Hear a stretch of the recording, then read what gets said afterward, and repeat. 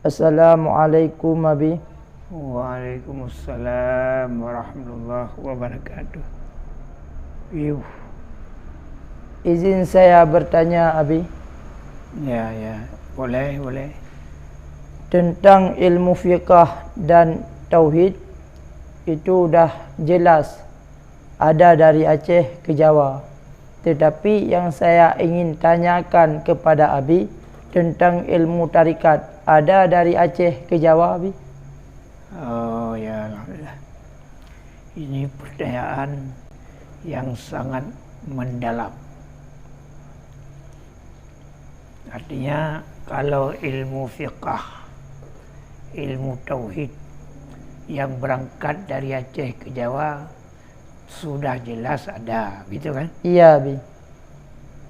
Kemudian yang perlu ditanyakan ilmu tarikat, apakah ada yang berangkat dari Aceh ke Jawa, gitu? Iya Abi. Bismillahirrahmanirrahim. Saya jawab dengan Bismillahirrahmanirrahim. Alhamdulillahirrahmanirrahim. Asyhadu an la ilaha illallah wa asyhadu anna Muhammadar Rasulullah. Allahumma salli ala sayyidina Muhammad wa ala alihi wa sahbihi wasallim ajma'in ya hayyu ya qayyum. Ya Arhamar Rahimin. Mengenai dengan ilmu tarikat, ini tidak terlepas dengan Syekh Abdul Rauf Al-Fansuri.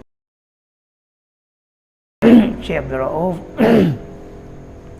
yang pertama punya murid Abdul Muhyi Pamijahan. Pamijahan itu Tasikmalaya, Jawa Barat. Juga ada murid Syekh Burhanuddin Ulaan, Padang Pariaman. Juga punya murid Syekh Abdul Samad Palimbani.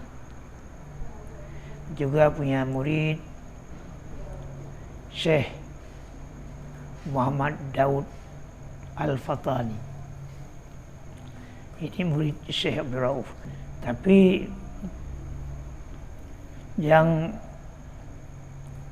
tujuan kita pada malam hari ini menceritakan Syekh Abdul Muhyi Pamijahan,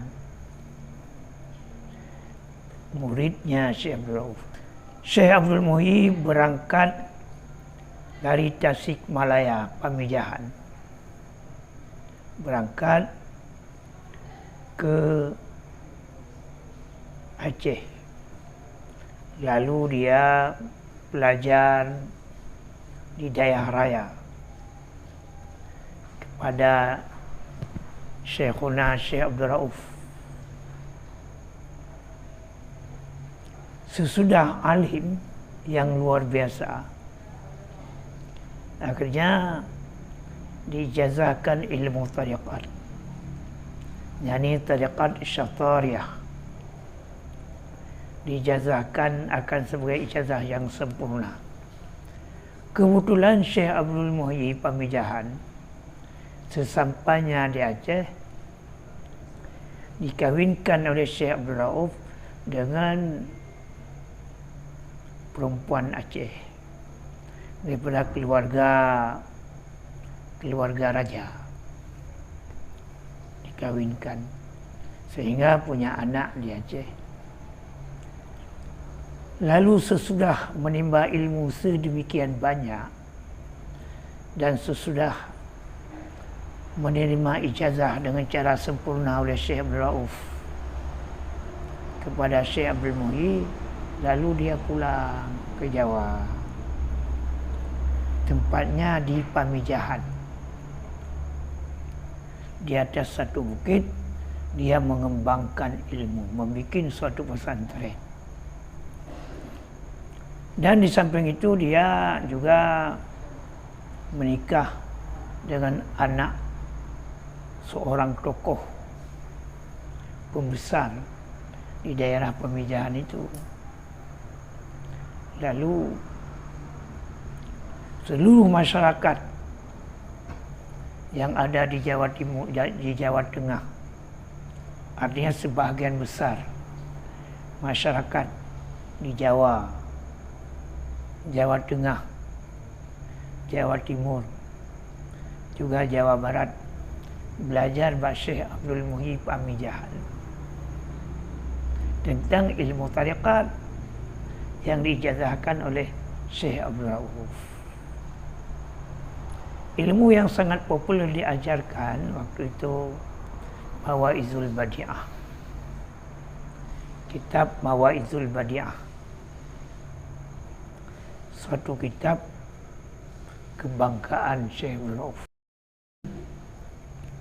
Akhirnya banyak sekali yang alim daripada murid-murid Syekh Abdul Muhyi Pamijahan, sehingga kata orang di sana keramat Pamijahan, makam keramat Pamijahan. Sampai sekarang banyak sekali para penziarah menziarah makam Syekh Abdul Muhyi. Semuanya orang tahu dia adalah salah seorang murid kesayangan Syekh Abdul Rauf Al-Fansuri bin Ali yang ada di Aceh. Ini luar biasa. Di samping itu juga dia beranak pinak, bercucu-cucu di sana. Kalau boleh kita katakan separuh daripada orang Sunda Jawa itu keturunan Syekh Abdul Muhyi. Di Aceh juga dia beranak pinak. Artinya Syekh Abdul Muhyi itu ada keluarga di Aceh, juga ada keluarga di Jawa, di Pamijahan. Artinya ada saudara orang Aceh di Pamijahan, ada saudara keluarga orang Pamijahan di Aceh. Ini masalah. Artinya tariqat yang tariqat mu'tabarah, tariqat Syatariyah yang paling duluan masuk ke tanah Jawa ialah tariqat Syatariyah, Raufiyah, yang Al-Bastamiyah. Itulah yang bisa saya jawab. Artinya banyak sekali keturunan Pamijahan ada yang ada di Aceh. Ini luar biasa. Kemudian karena sifatnya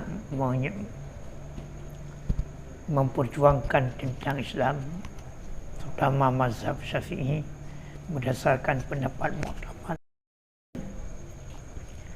Lebih dahulu di Aceh dia belajar ilmu perjuangan dan zikir jihad, ilmu jihad, zikir jihad, di samping zikir tariqat Syatariyah.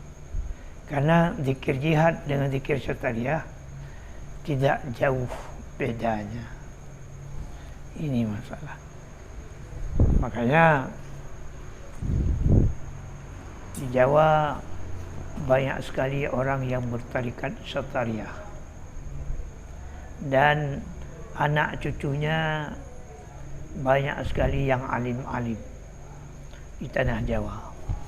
Malahan bukan di tanah Jawa saja, yang hijrah ke Kuala Maluku, yang hijrah, banyak sekali yang alim. Bukan alim kaleng-kaleng, alim benaran. Sehingga murid-muridnya sampai ke Angnoh. Ini masalahnya. Murid daripada muridnya. Angnoh, Cianjur.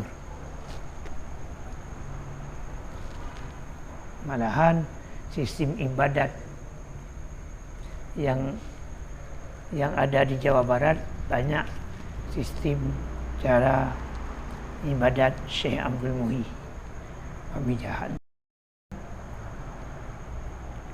Yakni berakidah Ahlussunnah wal Jamaah, berpegang di atas pendapat mu'tamad dalam mazhab Syafi'i. Ini masalah. Artinya kebangkitan Islam yang diayungi oleh Pamijahan tidak terlepas dengan Aceh. Ada ketergantungannya. Juga Syekh Abdul Muhyi Pamijahan selalu dia tidak meninggalkan bendera Rasulullah, bendera hitam, sebagai penawar, obat dan azimat, sehingga perjuangannya selalu lancar. Ada lagi yang perlu ditanya? Assalamualaikum warahmatullahi wabarakatuh. Assalamualaikum warahmatullahi wabarakatuh. Ada pertanyaan dari saya, Abi, sedikit.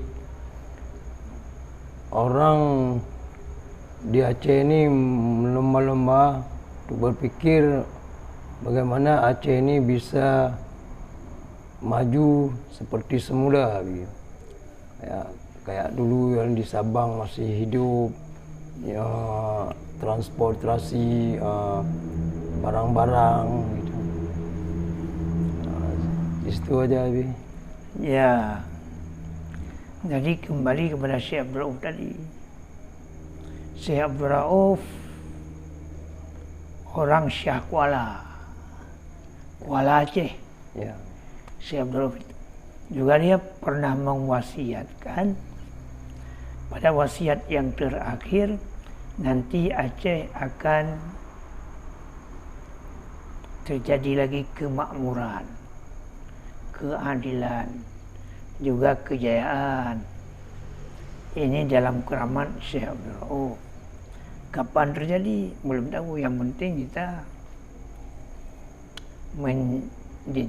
menjajaki, artinya membuatkan apa yang disuruhkan dia.